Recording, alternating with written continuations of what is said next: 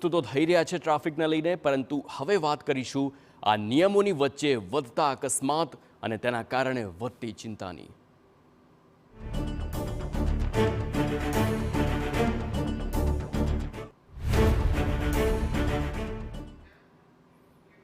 અમદાવાદ શહેરમાં ટ્રાફિકના નિયમોને લઈને કડકાઈ જરૂરી છે, કારણ કે જે રીતે શહેરમાં અકસ્માતની ઘટનાઓ બને છે તે ખૂબ જ ચોંકાવનારી છે।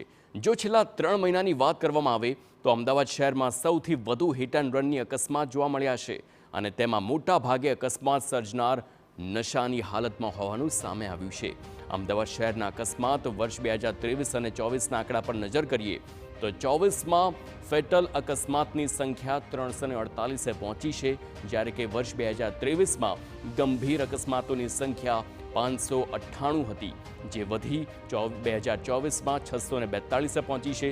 2023માં સામાન્ય અકસ્માતની સંખ્યા 249 હતી, જે હવે ઘટી છે 220 પર 2024માં આવી છે। જાન્યુઆરીથી નવેમ્બર સુધીના ફેટલ, સિરિયસ અને માઇનોર એક્સિડન્ટ જે છે એમાં ફેટલ એક્સિડન્ટ છે 465 બન્યા હતા। એના કમ્પેરિઝનમાં ચાલુ વર્ષે 24માં જાન્યુઆરીથી નવેમ્બર સુધી 348 જેટલા ફેટલના કેસો બન્યા છે, એટલે કે આપણે -117 જેટલો ઘટાડો થયો છે એમાં। એવી રીતે સિરિયસ એક્સિડન્ટ 598 હતા તો 642 છે, એમાં 44નો વધારો છે। પણ માઇનોર એક્સિડન્ટ છે તો એમાં 249 જેટલા હતા અને 220 છે, એટલે એમાં ટોટલ 29નો ઘટાડો છે। આમ ઓલ ઓવર એક્સિડન્ટ નવેમ્બર સુધીમાં 1312 થયા છે ટોટલ। એ 1312ની સામે 1210 આપણે ટોટલ એક્સિડન્ટ।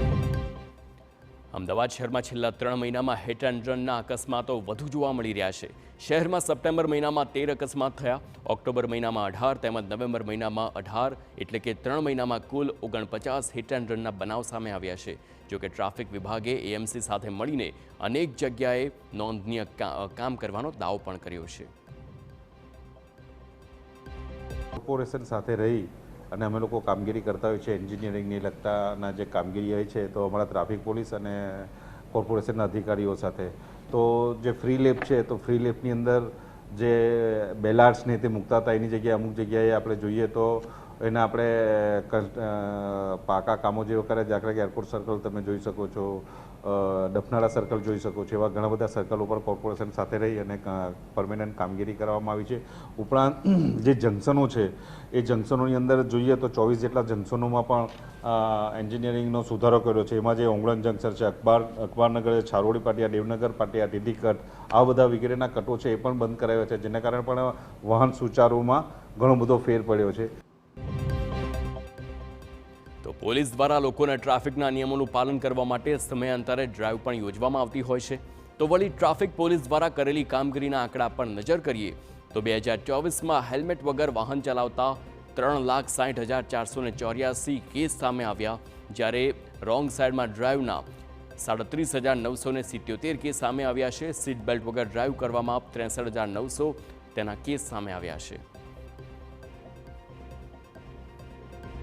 કે હેલ્મેટ વગરના જે કેસો છે તો ગઈ વર્ષે 55,394 કેસો હતા, એની સામે આ વર્ષે 3,60,484 કેસો છે, જેની રકમ ટોટલ જોવા જઈએ તો 15,27,92,000 જેટલી છે। એવી રીતે દરેક જ સીટ બેલ્ટ વગરના છે, રોંગ સાઈડ છે, ડાર્ક ફિલ્મ છે, વધુ પેસેન્જરો છે, એના અવારનવાર કામગીરી કરતા હોય છે, અને એના કારણે આપણે જે હમણાં હાલની પરિસ્થિતિ જોઈએ છે એ આપણે જોઈ શકીએ છીએ। તો ટ્રાફિક વિભાગ દ્વારા રોડ એન્જિનિયરિંગની દ્રષ્ટિએ શહેરના 24 જંકશન અને રસ્તા ઉપર કામગીરી કરવામાં આવી છે, જેમાં અલગ અલગ એજન્સીઓની સાથે રાખીને જંકશન ઉપર સુધારા પણ કર્યા છે કે જ્યાં ટ્રાફિકની સમસ્યા અને અકસ્માતોની સંખ્યા પણ ઘટી શકે। આ ઉપરાંત પોલીસ દ્વારા લોકોમાં જાગૃતિ આવે તે માટે પણ સ્કૂલ, કોલેજોમાં કેમ્પ તેમજ ખાનગી કંપનીઓમાં કર્મચારીઓ અને જાહેર રસ્તા ઉપર લોકોને પણ સમજાવી યોગ્ય માર્ગદર્શન આપવાની કાર્યવાહી કરવામાં આવી છે। ત્યારે જ પોલીસને સાથે પણ લોકોએ પણ ટ્રાફિકના નિયમોનું પાલન કરવું તેમજ યોગ્ય રીતે વાહન ચલાવવું, પોતાની જવાબદારી સમજે તો જ અકસ્માતોની સંખ્યામાં ઘટાડો થઈ શકશે।